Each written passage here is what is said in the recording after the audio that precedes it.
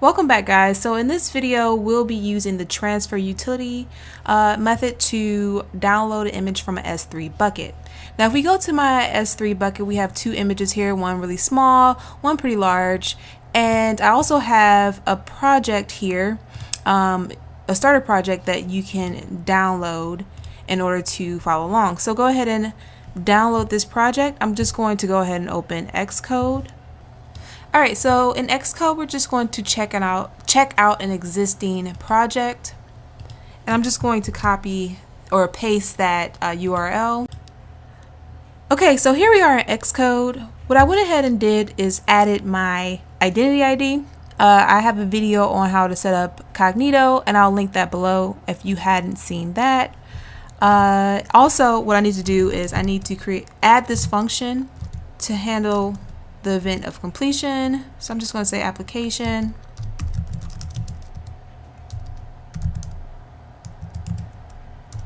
handle event, and I'm just going to say AWS S3 intercept application. I'm going to pass in the application, and then I'm going to pass in the identifier, and then the completion handler. So this will let me know once my file is complete and the status of the file. So I'm just going to jump over to the download controller. This is basically hooked up to our storyboard. It just has all of the elements here. I also imported AWS S3. You'll need to add your own bucket and your own S3 key. I'm going to go ahead and add my bucket now. And then I have a file that I showed you guys. It's called test.jpg, and it's really big, so I think that'll be a good use case for this this tutorial. Alright, so jumping down, I need to create an instance of a transfer utility, so let's go ahead and do that. And this is going to manage the transfer. Alright, now the expression is going to allow us to update our UI. So I'm just going to add this expression. It's going to be AWS S3 transfer utility download expression. So now that I've added that, what I want to do is I want to go ahead and handle the expression. So basically creating a process block that is going to be responsible for updating the UI as the transfer downloads. So that's going to say it starts at 0% to 100%. It's going to do all the things to show you or give you feedback that the item is trying to load. So I'm just going to say expression that process block is going to be equal to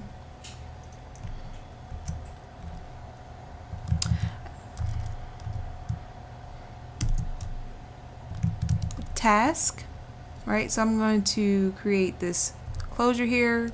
I'm going to get a task and an actual progress. And I'm going to do this updating in the main queue. So I'm just going to switch back over to dispatch queue.main.async. Right? And the code is just going to basically be updating the task bar, the progress bar rather. It's progress, right? So what I'm getting back from this block is this progress, and the progress is going to tell me how much has loaded. So there's a bunch of different items, but I'm going to use the fraction completed. I'm just going to save that as a float because that's what it's looking for. And now what I also want to do is I have a text field, and we want to just make the numbers go up from 0 to 100%. So let's go ahead and do that. I'm going to set the text of that to be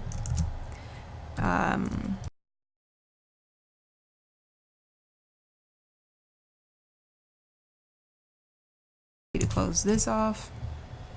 Alright, so then the last thing I want to do is go ahead and handle the actual transfer. So basically everything I did here was just to set up our UI to show that we are downloading something, as well as of course creating this to actually do the transfer. So I'm just going to copy this down here. Now I'm going to go ahead and request the data from S3. Now the really good thing about this one, if you remember from the last video, we had to save a file.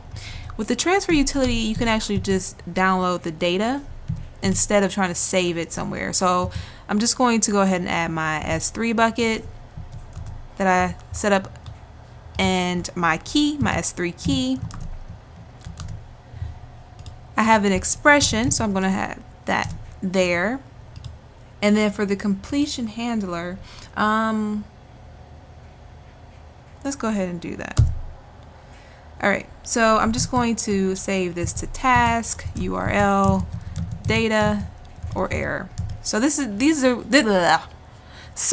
what I'm actually getting back. And what I can do is check for error, of course. So if let error, or we can say if error is not equal to nil, then we can print the error. Right? And if it is not, we can just like maybe return or something, I don't know. But if we don't get an error, that means that we actually got data, and what we want to do is, in that case, we want to take that data and we want to update the image, so the image then updates the UI. So when we're going to set this image, and then it's going to call this function. So let's do that. So I'm going to say dispatch async or main.async, and I'm just going to go ahead and say that self dot image is equal to UI image data, and then the data that I get back. Now one of the things we can do is we can go ahead and create maybe a weak self, right? That could be something else that we did, but I'm going to leave that to you, just to make sure you don't have no retain cycles.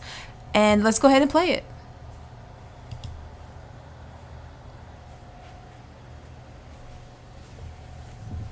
All right, so there we go. Okay, so there we go. And that's actually, if you just want to verify this test image, that's actually what's there. So it's this really big picture of this waterfall, and see, we kind of have it in our thing. So yeah, and that's it. It's really simple. It's just a couple lines of code, and going back and forth with S3. Super simple to use. If you guys have any questions, as always, leave them in the comments below, and until next time, bye.